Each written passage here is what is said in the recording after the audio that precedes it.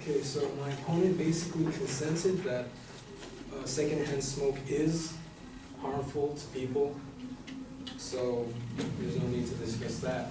I will be discussing, however, his claim that secondhand smoke, that the ban on smoking in apartments will increase drunk driving. This has no logical. This proves to be an illogical statement, mainly because you can set up designated areas inside the apartment buildings that do not require you to drive elsewhere. So with areas set up around the apartment complexes, you can simply move. You can simply get out of your house to smoke. Now this directly contradicts the fact that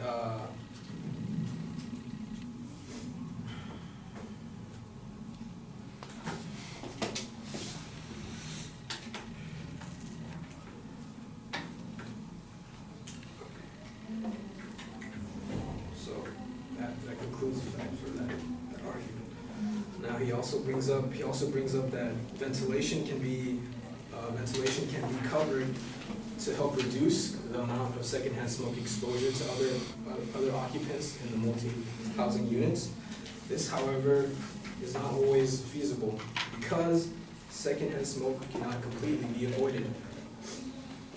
A paper published by the National Library of Medicine describes that while it is possible to reduce the transfer when done with care, it is extremely difficult to eliminate these flows unless the buildings are vacated and extensively rebuilt. Eliminating air leakage between smokers and non-smokers units is not a practical means of solving secondhand smoke transmissions in an existing building.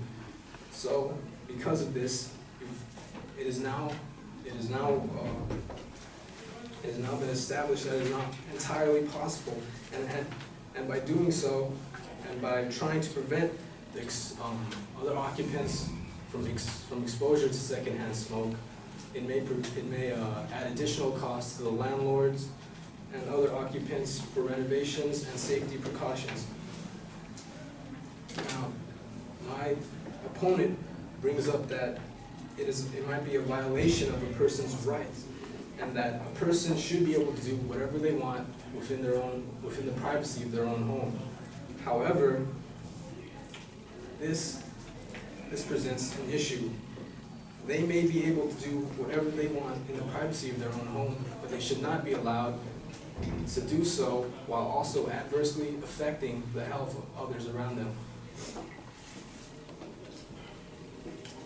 Simply because they wish to endanger their own health, they cannot be allowed to place others at risk for their habits.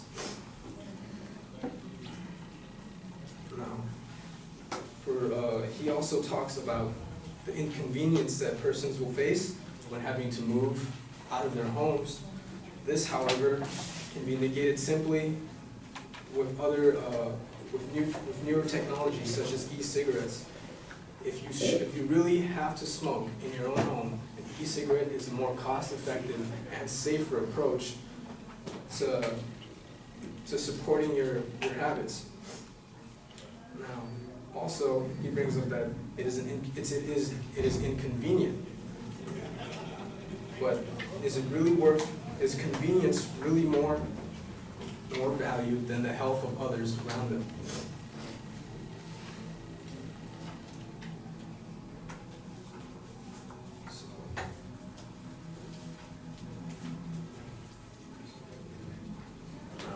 He also discusses that you can simply negotiate with your neighbors to prevent more exposure to secondhand smoke, but this cannot always be done. Neighbors will not always comply with your requests, and it is not always viable to seek such a means.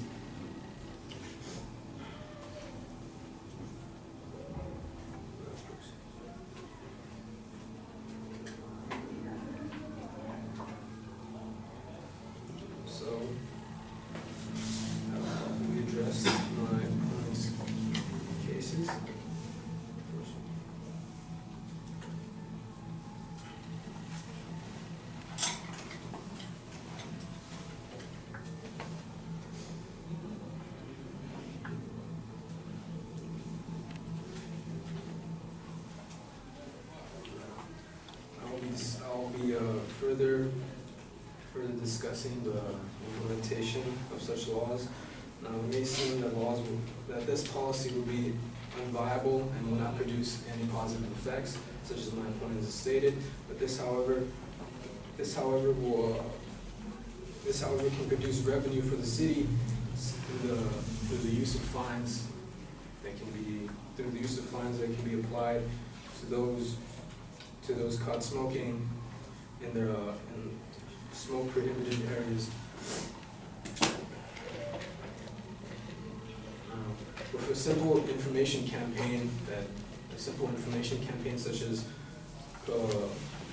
informing every single resident that they are at risk to many different health detriments. Those residents themselves